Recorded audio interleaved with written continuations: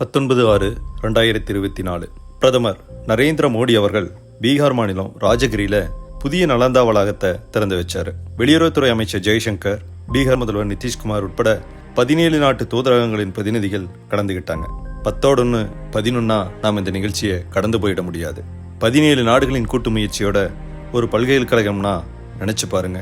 நாளைக்கு மோடி அவர்கள் சுயசரிதை எழுதினா கூட தன் நெஞ்சுக்கு நெருக்கமான நிகழ்வா இருக்க போறது இந்த நாலந்தா பல்கலைக்கழகம் தான்.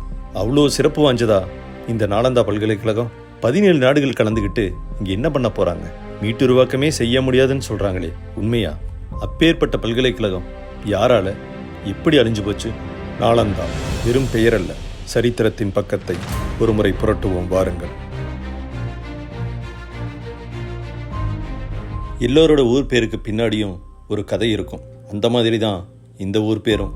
ஆனால் இந்த ஊர் பேர் கேட்டாலே எனக்கு பத்திக்கிட்டு வரும். என்னைக்காவது ஒரு நாள் இந்த ஊர் பேரை மாத்திர மாட்டோமான்னு தோணும். நடக்கும் என்னைக்காவது ஒரு நாள்.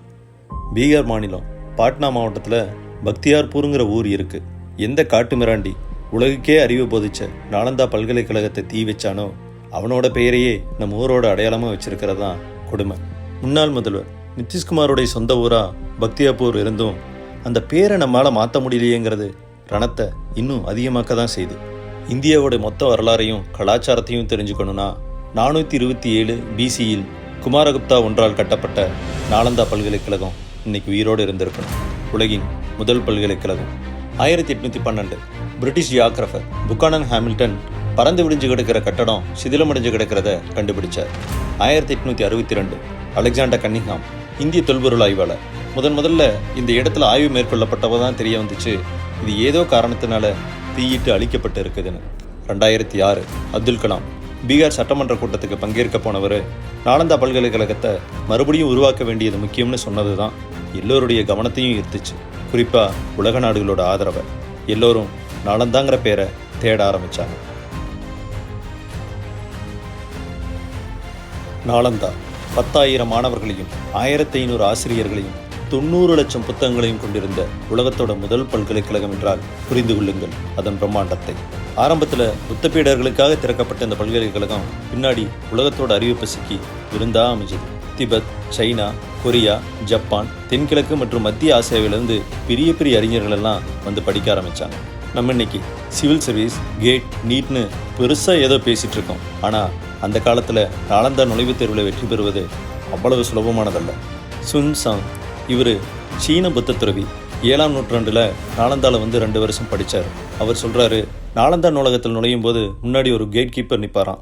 90 லட்சம் புத்தகங்கள் கொண்ட 9 அடுக்கு நூலகம் அது. அந்த நூலகத்துக்கு பேர் தரம்கஞ்ச். லாஜிக், லிட்ரேச்சர், அஸ்ட்ரோ, மேத்தமேட்டிக்ஸ், மெடிசின்னு தேடல் உள்ளவங்களுக்கு அது ஒரு வரப்பிரசாதம். அதுக்கு கேட் கீப்பராக நிற்கக்கூடியவர்கிட்ட நீங்கள் எந்த கேள்வி கேட்டாலும் ரொம்ப ஆழமாக பதில் சொல்வாராம்.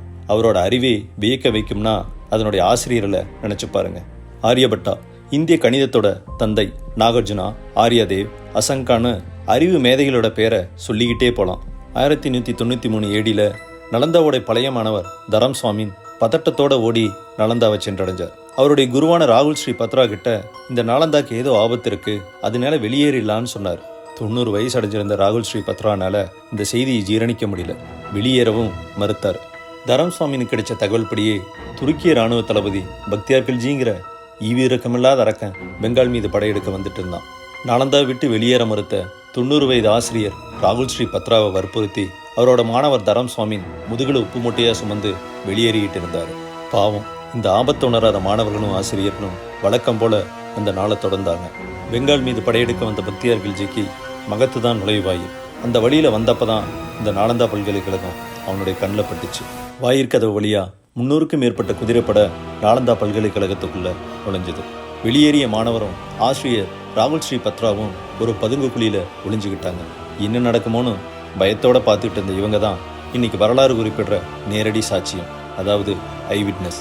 பக்தியார்கில்ஜி உள்ள வந்தது என்னமோ கொள்ளையடிக்கத்தான். ஆனா அந்த அரக்கன் அறிவிச்சிறந்த மாணவர்களை, ஆசிரியர்களை துரத்தி கொண்டதுதான் துயரம். உயிருக்கு பயந்து ஒளிஞ்சுக்கிட்ட, புத்தகத்தை தவிர ஒண்ணுமே அறியாத அந்த மாணவர்களை தேடி பிடிச்சு ஈவி இறக்கமே இல்லாம கொண்டு குவிச்சான். அமைதியை போதிச்ச புத்தத்துறவிக மத்தியில ஒரே மரண ஓலம். ரத்தவெறி பிடிச்ச அந்த மிருகம் அப்பவும் திருப்தி அடையல. உச்சபட்சமா அந்த வளாகத்துக்கு தீ வச்சான். எல்லாத்தையும் கொன்னி குவிச்சு தீ வைக்கிறது அந்த படிக்காத காட்டு மிராண்டியோட வழக்கம். அந்த தீயில தலைமுறையாக கடத்தி வந்த அறிவு, இந்தியாவோட கலாச்சாரம், வரலாறு எல்லாம் அந்த 90 லட்சம் புத்தகங்களோட கருகி சாம்பலாச்சு. அதை பார்த்த 90 வயது ஆசிரியர் ராகுல் ஸ்ரீ பத்ரா கண்ணீர் விட்டு கதறி அழுதார். நலந்தா தான் அவருடைய உயிர்.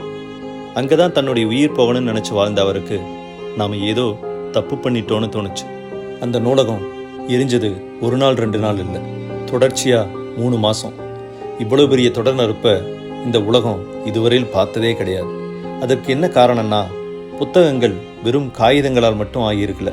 பண ஓலை, காப்பர் உலோகம், இன்னும் பிற உலோகங்கள் எல்லாம் அந்த புத்தகங்களில் பயன்படுத்தப்பட்டிருந்துச்சு.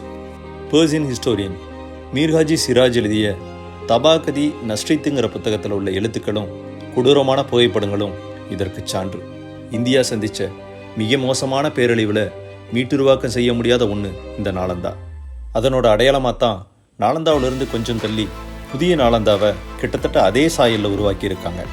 1750 கோடி மதிப்பீட்டில் கட்டப்படுற இந்த புதிய நாலந்தா 2014 15 மாணவர்களோட அஸ்திவாரம் போடப்பட்டுச்சு.